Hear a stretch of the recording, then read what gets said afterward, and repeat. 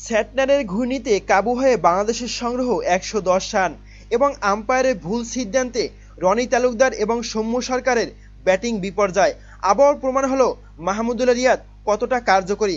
শেষের দিকে কেউই রানের খাতা খুলতে পারেননি, তবে লোয়ার অর্ডারে মাহমুদুল্লাহ রিয়াদ যে একেবারে বাংলাদেশের হয়ে ত্রাণকর্তা হয়ে এসেছিলেন সেটি কিন্তু বলা বাহুল্য, এবং মাহমুদুল্লাহ রিয়াদের অভাব আজকেও লোয়ার অর্ডারে টের পেল হারে হারে বাংলাদেশ। আর মামুনির সংগ্রহ ১১০ রানে করে টাইগারদের চরম ব্যাটিং বিপর্যয়। বিস্তৃত থাকছে প্রতিবেদনে। সিরিজ জেতার ইতিহাস সৃষ্টি করার মঞ্চ প্রস্তুত ছিল বাংলাদেশের জন্য, কিন্তু সিরিজের তৃতীয় এবং শেষ টি-20 ম্যাচে খেলতে নেমেই যেন গড়বড় পাকিয়ে ফেলল বাংলাদেশ। নিউজিল্যান্ডের বিপক্ষে আগে ব্যাট করে টি-20 ১১০ রানের সংগ্রহ দাঁড় করিয়েছে বাংলাদেশ। সিরিজ জিতে ইতিহাস গড়ার পথটা এখন বেশ কঠিন হয়ে গেল টাইগারদের জন্য। এদিন মাউন্ট মঙ্গাইনের লে ওভালে টস হেরে ব্যাট করতে নামে বাংলাদেশ। আগে ব্যাটিংয়ে নেমে শুরুটা খুব বেশি ভালোভাবে করতে পারেনি টাইগাররা। প্রথম ওভারেই আউট হয়েছেন সৌম্য সরকার। ৪ বলে ৪ রান করে সাজঘরে ফিরেছেন তিনি।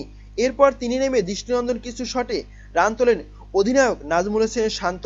টিকে থাকা ওপেনার রনি তালুকদার অবশ্য কিছুটা সংগ্রাম করেছিল। ভালোভাবে শুরু করা শান্তর ইনিংস লম্বা হয়নি। দলীয় ৩১ রানের মাথায় ১৫ বলে ১৭ রানের ইনিংস খেলে আউট হন নাজমুল হোসেন শান্ত।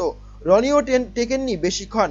দলের ৪১ রানের মাথায় এলবিডব্লিউর ফাঁদে পড়ে আউট হয়েছেন রনি তালুকদার। তবে পরে টিভি রিপ্লেতে দেখা যায় বল লেগ স্টাম্প মিস করত, অর্থাৎ নট আউট ছিলেন রনি তালুকদার। পাওয়ার প্লের ৬ ওভার থেকে ৪৫ রান তোলে বাংলাদেশ, হারায় ৩ উইকেট। ব্যাটিংয়ে দুর্দশা থামেনি পাওয়ার প্লের শেষেও। একের পর এক উইকেট পতনের ফলে বেশ চাপে পড়ে যাচ্ছিল টাইগাররা। ১৩ বলে ১৪ রান করে আউট হন আফিফ হোসেন ধ্রুব। তাওহিদ হৃদয় শুরুটা ভালো করলেও বাকিদের মতো তিনিও বেশিক্ষণ স্থায়ী হয়নি। ১৮ বলে ১৬ রান করে সাজঘরের পথ ধরেন হৃদয়। ৬৮ রানে ৫ উইকেট হারিয়ে যেন অথৈ সাগরে পড়ে যায় বাংলাদেশ। তবে এরপর শামীম হোসেন পাটোয়ারি কিংবা শেখ মেহেদী হাসানরা বহু চেষ্টা করেও দলের ত্রাণকর্তা হতে পারেননি। আর লাভের লাভ কিছুই হয়নি। ফলে অল্প রানেই উইকেট ছুটি দিয়ে আসার এই গল্পটা লিখেছেন সবাই। ১৩ বলে ৪ রান করেন শেখ মেহেদী। ১৪ বলে ৯ রান করে আউট হন শামীম হোসেন পাটোয়ারি। টপাটপ উইকেট হারিয়েছে বাংলাদেশ। ফুটে উঠেছে ব্যাটিংয়ে টাইগারদের অসহায়ত্ব। শেষমেশ ১৯ ওভার ২ বলে টি-20 ১১০ রান তুলে টাইগাররা।